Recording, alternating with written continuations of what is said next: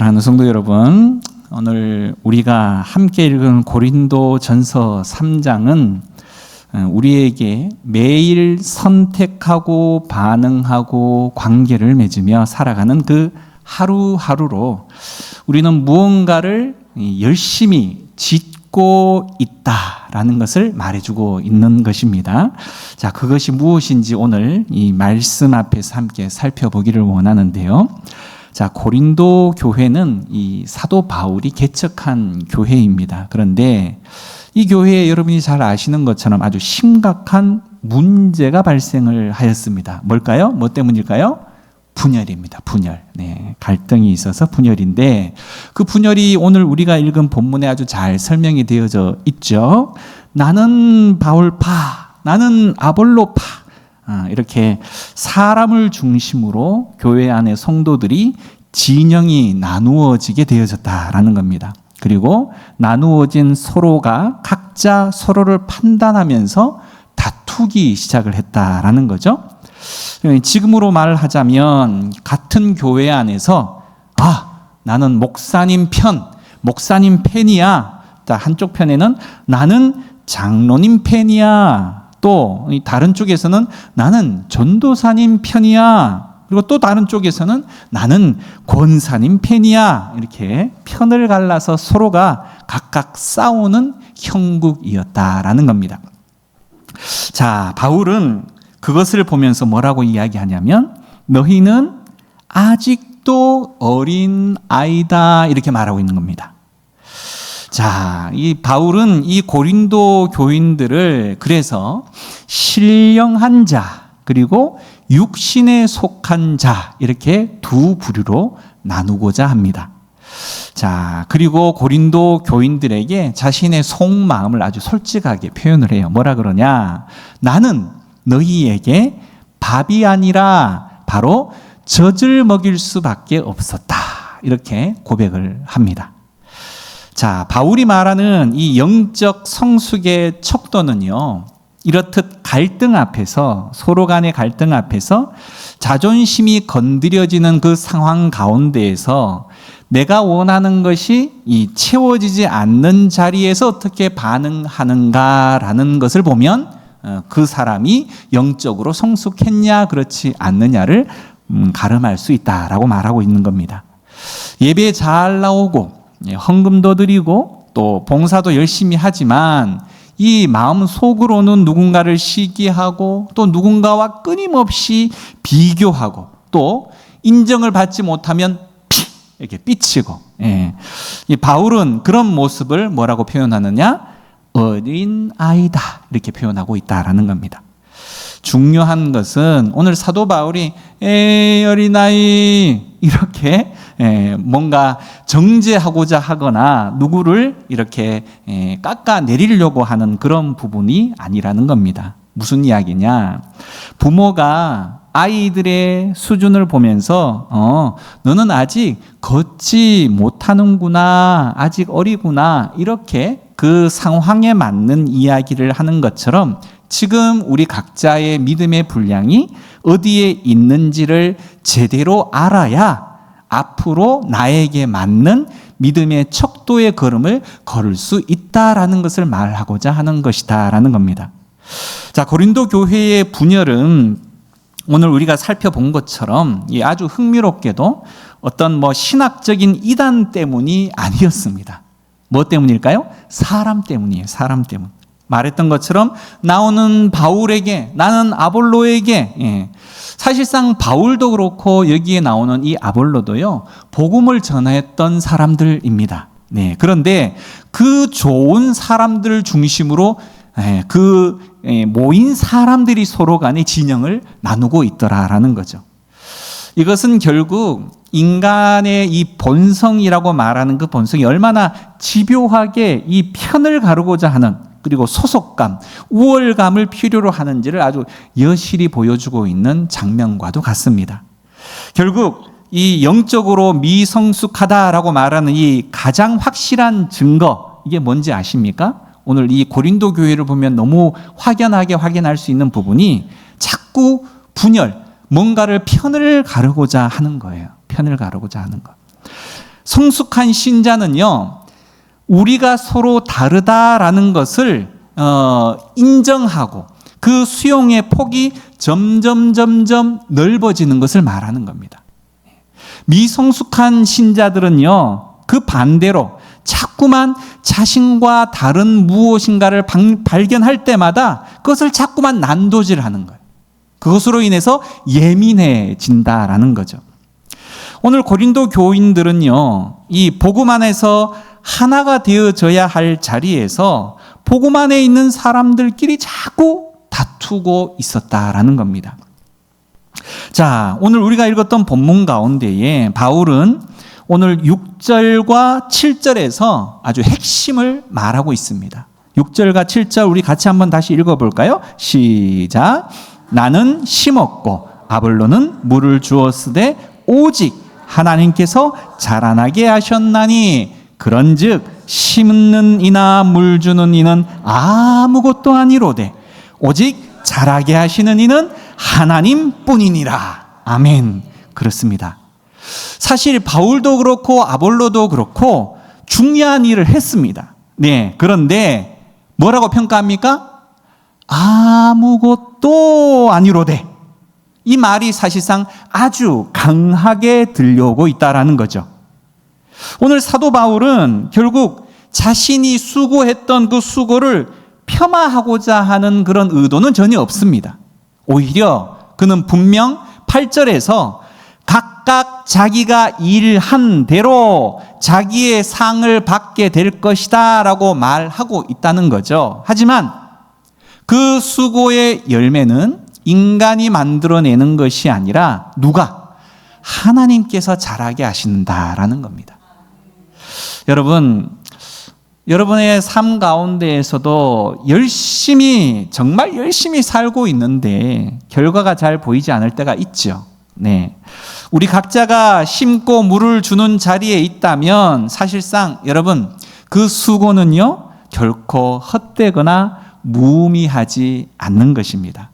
하나님 앞에 하나씩 다 현재도 기록되어지고 있습니다. 또 그 열매를 하나님께서 자라게 하시는데요. 자라게 하는 열매, 여러분 지금은 눈에 잘 보이지 않지만 그 자라는 속도가 있다는 거예요. 여러분 예배를 마치고 요렇게 돌아서 한번 뒤쪽에 서재실 쪽으로 한번 가보시기를 추천을 드립니다.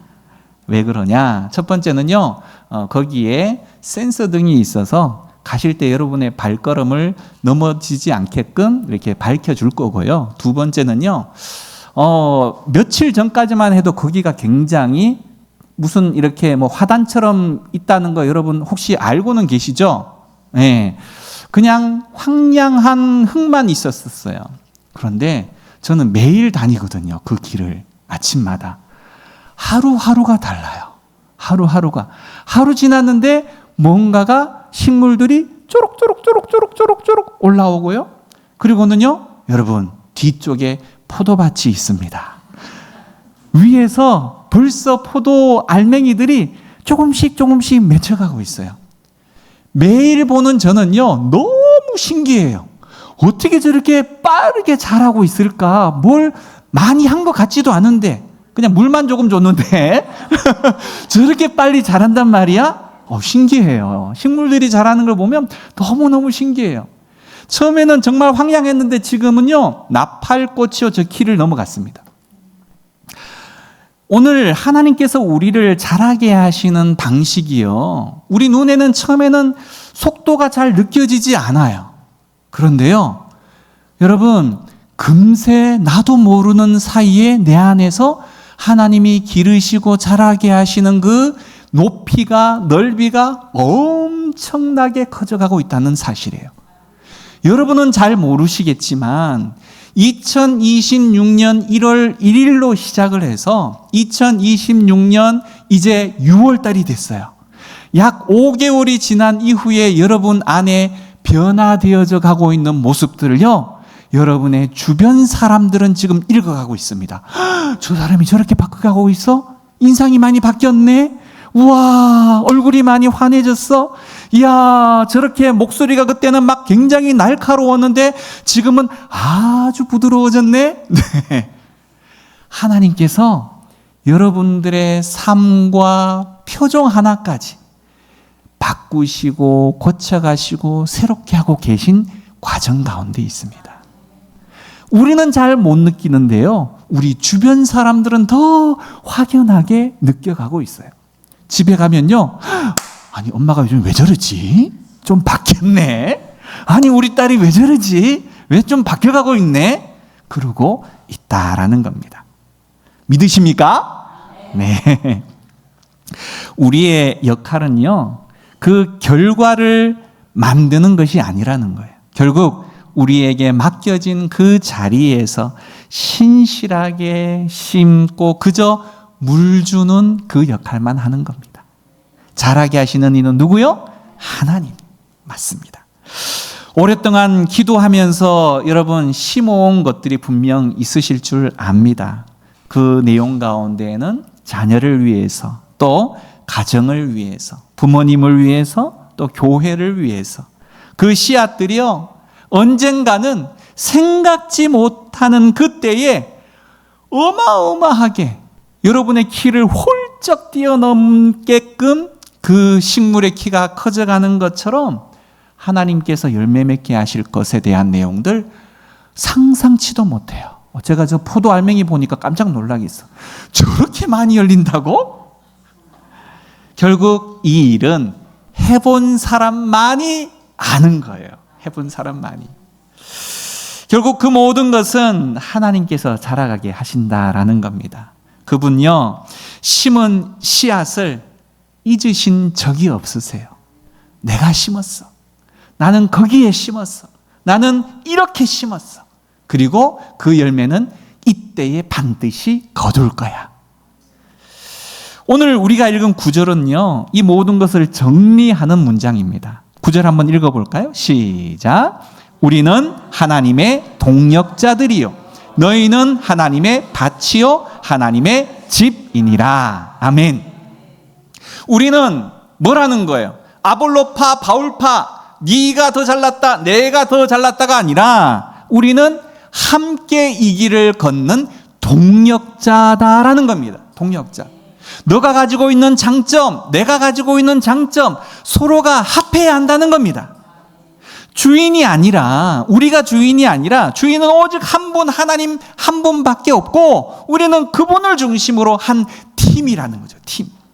이 사실을 우리가 마음에 새기게 되어질 때 더 이상의 분열을 만드는 자리에서 이제는 협력하는 자리로 이동하게 되어지는 겁니다. 자, 그러면 10절부터 바울의 언어가 이제는 농부의 언어에서 건축자의 언어로 바뀌기 시작을 합니다. 자, 그는 자신을 지혜로운 건축자 이렇게 부르면서요, 터를 닦았다 이렇게 말하고 있습니다. 그리고 11절에서 그 터가 무엇인지를 분명하게 선언을 하고 있는데요, 11절 같이 읽어볼까요? 시작. 이 닦아둔 것 외에 능히 다른 터를 닦아둘 자가 없으니 이 터는 곧 예수 그리스도라. 아멘. 그렇습니다. 이 한 구절이 오늘 설교 전체의 중심입니다. 우리의 삶, 우리의 신앙, 공동체, 사역, 그 모든 것의 기초는요, 이미 놓여 있는 그리스도 십자가와 부활이라는 겁니다. 이것은 바꿀 수도 없고요, 다른 터를 닦을 수도 없는 겁니다. 자, 그런데 오늘 사도 바울은 12절에 우리에게 각자에게 질문을 던집니다. 어떤 질문? 그 터 위에 너희들은 어떤 것을 세워가고 있는 중이냐라고 묻습니다. 자, 먼저 묻습니다. 그것이 금, 은, 보석이냐? 아니면 나무, 풀, 짚이냐? 여러분, 뭐 어떤 차이가 있을까요? 어떤 차이가 있을까요? 금, 은, 보석, 나무, 풀, 짚. 어떤 느낌이 오시나요? 그렇죠. 이것은 불에 타느냐 타지 않느냐를 통해서 확연하게 구분되어집니다. 금, 은, 보석은요, 안 타요. 오히려 불에 들어가면 그 순도가 찌꺼기들은 다 녹아내려 없어지고 그 순도가 100%로 남는 것들이 금, 은, 보석입니다. 불순물이 제거되어지면 본질만 남는 거죠. 자, 반면에 나무, 풀, 짚은요, 불에 닿는 그 순간 어떻게 돼요? 싹 재로 바뀌어버려요. 흔적도 없이. 결국 바울이 말하는 이 불은 우리가 알고 있는 것처럼 마지막 심판입니다. 불이 시험하는 것은요, 단순히 천국 가냐 마냐 이 구원을 말하는 것만이 아니라 우리가 그 터 위에 무엇을 세웠는가를 말하는 겁니다. 결국 금과 은과 보석으로 지어가고 있다는 것은 하나님의 영광을 위해서, 하나님의 뜻을 따라서 하나님 앞에 행해진 모든 것들을 말합니다. 반면에 나무, 풀, 짚으로 짓는다라고 말하는 것은 겉으로는 신앙생활처럼 보이지만 실제 동기가 내가 좀 인정을 받았으면 좋겠는데, 이 인정받고자 하는 욕구, 또 사람의 시선을 의식해서 기도하는 척 해야지, 이 체면, 그저 또 습관적으로 행해지는 그 모든 것들은요, 불이 한번 싹 지나가고 나면 아무것도 자리 없는 거예요.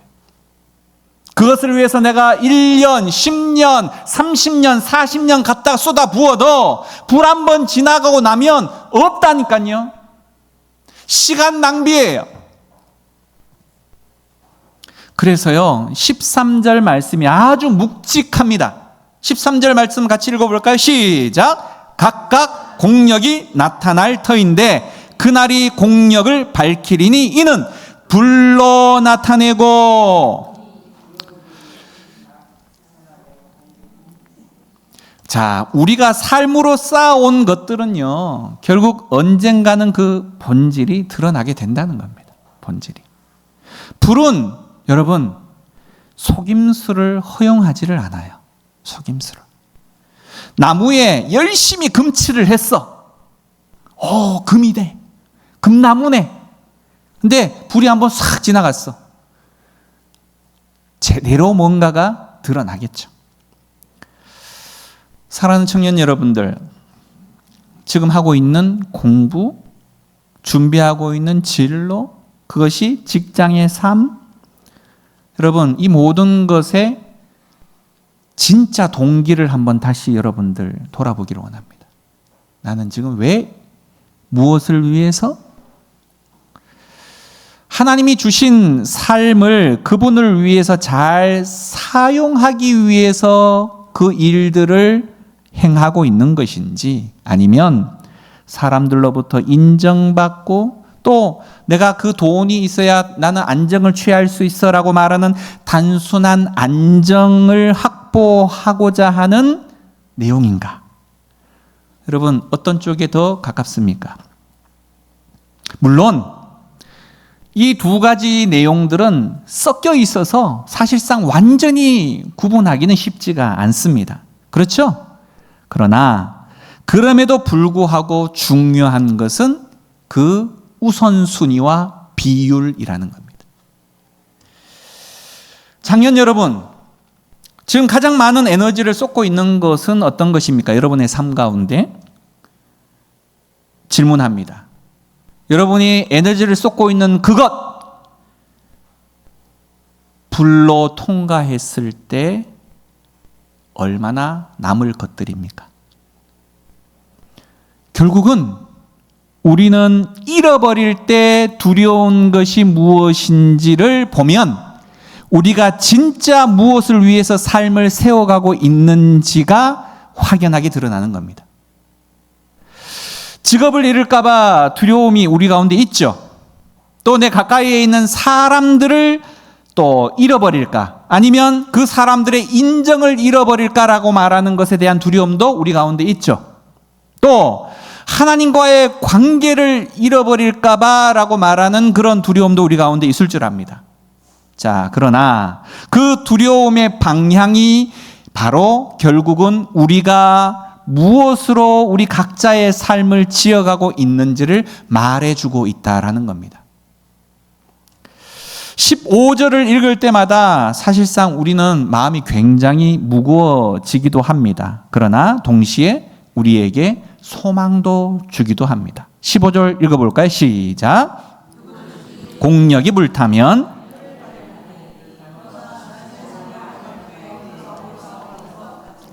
아멘. 불 가운데에서 받은 것 같으리라 라고 말하는 이 표현은요, 화재가 났을 때 겨우 맨몸으로 빠져나온 사람의 이미지입니다. 겨우 재산이고 뭐고 다 불타버렸어. 내 몸만 간신히 빠져나왔어. 집도 없고요, 쌓아온 것도 없고요, 오직 생명만 건진 사람. 구원은 받았지만 그가 세운 것들은 아무것도 남은 것이 없어요. 이것은 여러분 굉장히 두려운 그림자입니다. 그러나 이 말씀의 핵심은요, 그러나 자신은 구원을 받대에 있습니다. 하나님께서는요, 우리가 잘못 세운 것들 때문에 우리를 결코 버리시지 않는다는 거예요. 아멘이 나와야 되는데. 그리스도라고 말하는 이 터 위에 서 있는 사람은요, 아무리 형편없이 뭔가 집을 세우고 지었다 손 치더라도 구원만은 잃지 않는 거예요. 이것이 복음의 은혜입니다, 여러분. 동시에 이 은혜는요, 어차피 구원 받으면 됐지라고 말하는 이 안일함이 아니라 내가 받은 이 구원에 합당하게 삶을 살아야 되겠다라는 우리의 회개와 각성으로 이어지게 된다는 겁니다. 우리는 구원 받기 위해서 애쓰고 선행을 행하는 것이 아니라요, 여러분, 순서가 굉장히 중요합니다. 구원 받았기 때문에 감사와 사랑에서 우러나와서 우리의 삶을 하나님 앞에 드리는 겁니다. 이 순서가 별로 중요하지 않을 것처럼 여겨지지만요, 세상에 굉장히 많은 사람들은 구원 얻기 위해서 나의 모든 선행과 공력을 갖다 쏟아부어요. 더 많은 선행을 해야 내가 구원받을 수 있는 것처럼. 그런데요, 우리는, 믿음의 사람인 우리는 아니에요. 이미 우리 주님께서 우리 각자 한 사람을 위해서 죄값을 다 치러 주셨고 우리의 이름을 불러 주셨어요. 이미 우리의 신분은 하나님 나라 백성이고 천국 갈 사람들이에요. 그것에 대한 감사, 나와 같이 아무것도 아닌 자를 위해서 하나님이 희생해 주신 그 모든 은혜 때문에 감사로 내가 선행을 행하고요, 감사로 복음을 전하고요, 감사로 삶을 다른 사람과 나누는 삶을 살아가는 겁니다. 결국 천국 갈까 말까 날마다 두려움에 떨면서 하는 그 선행이 아니라는 거예요. 두려움이 동기가 아니에요. 은혜가 동기입니다. 은혜. 그래서요, 이 금요 기도회는요, 한 주간의 삶을 마무리하면서 이 질문 앞에 서는 겁니다. 이 질문 앞에. 나는 이번 주에 무엇을 지으며 살아왔던가? 하나님 앞에 정말 부끄러운 그런 모습들은 없었는가? 이번 주에 내가 가장 많이 걱정했던 그 내용들은 무엇인가? 하나님의 나라가 먼저였나? 아니면 내 가정의 안락함, 내 삶의 그냥 편의주의, 편리함, 이거였나? 어느 하나가 무조건 나쁘다라는 말을 하고자 하는 것이 아닙니다. 말씀드렸듯이 그 순서, 우선순위가 어디에 있느냐? 두 번째, 그 비율이 어디에 더 많이 가 있느냐? 이것이 중요하다라는 겁니다. 그래서요, 오늘 밤 이 자리는 나 스스로를 자책하는 자리가 아니라 가장 먼저는 정직하게 내 삶을 점검하는 것이 우선순위. 두 번째는요, 그 다음은 다시 결단하고 삶을 살아가는 거예요. 감사하게도요, 너무 감사하게도 우리에게 아직 하나님이 허락하신 시간이 있다는 거예요.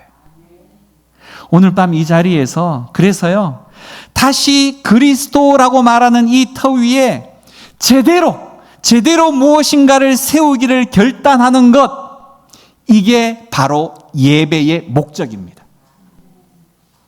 아무도 보지 않는 자리에서, 사람의 인정이 없는 자리에서도, 내 수고가 당장의 결과를 내지 않는 자리라 할지라도 오직 하나님 앞에서 불에 타서 사라지지 않을 금, 보석으로 내 삶을 지어가는 것, 그것이 바로 신앙 성숙의 방향입니다. 우리에게 좋은 소식이 있습니다. 털을 우리가 닦는 것이 아니라는 거예요. 그리스도께서 이미 닦아 놓으셨어요. 십자가의 죽음과 부활을 통해서. 그래서 우리가 해야 할 것은 그 털을 그냥 신뢰하는 것, 그 위에 하나님 앞에서 정직하게 사랑에서 우러나와서 영원을 바라보며 그분의 발자취를 따라가는 겁니다. 그러면서 우리의 삶 가운데에 하나님의 마지막 심판이 비교되어질 만한 이 불이 지나가게 되어지면 나의 삶에 무엇이 남을 것인가? 내가 고민하고 걱정하고 근심하고 내가 애쓰고 땀 흘리고 수고하는 이것이 그 불이 지나가고 난 뒤에도 남을 것인가 사라질 것인가 묵상하는 거예요. 여러분의 화려한 이력, 많은 사람들의 박수와 인정, 이런 거는 아니겠죠? 아무도 몰랐지만 하나님 앞에 나와 가정과 정말 외로워하고 힘겨워하는 이들을 위해서 드렸던 정직한 기도들, 조용히 누군가에게 인정받고자 하는 것이 아니라 그저 감사해서 아무도 모르는 자리에서 수고하고 섬겼던 그 수고와 땀들,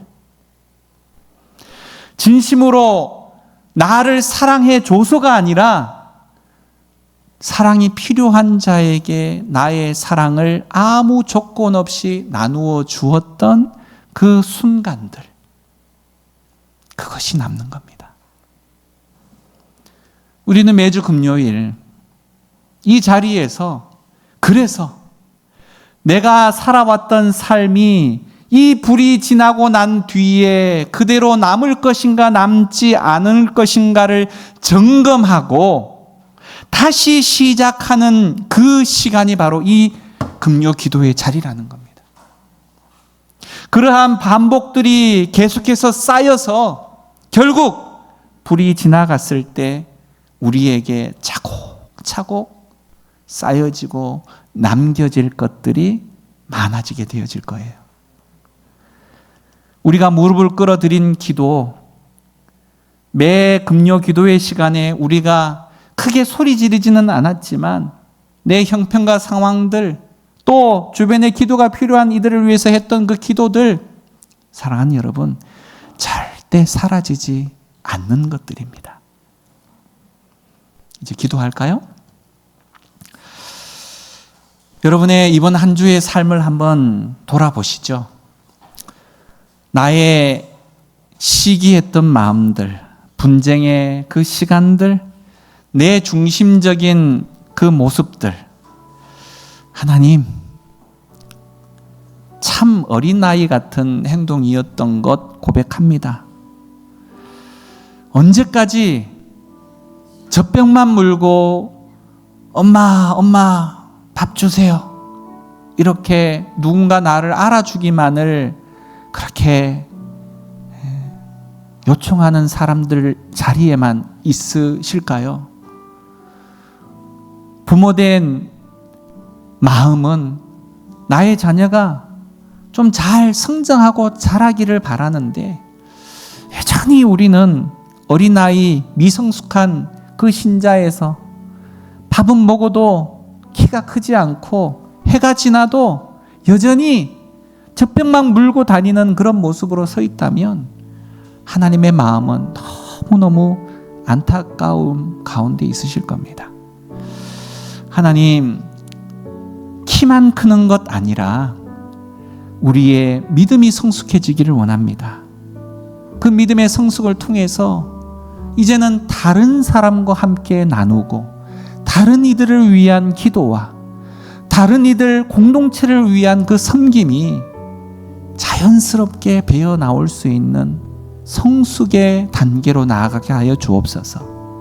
또한 심고 물 주었는데 결과가 잘 보이지 않는 그것으로 인해서 지쳐있는 이들도 분명히 있을 줄 압니다. 하지만 오늘 하나님 말씀하셨죠? 그 수고 결코 헛되지 않다. 결코 헛되지 않다.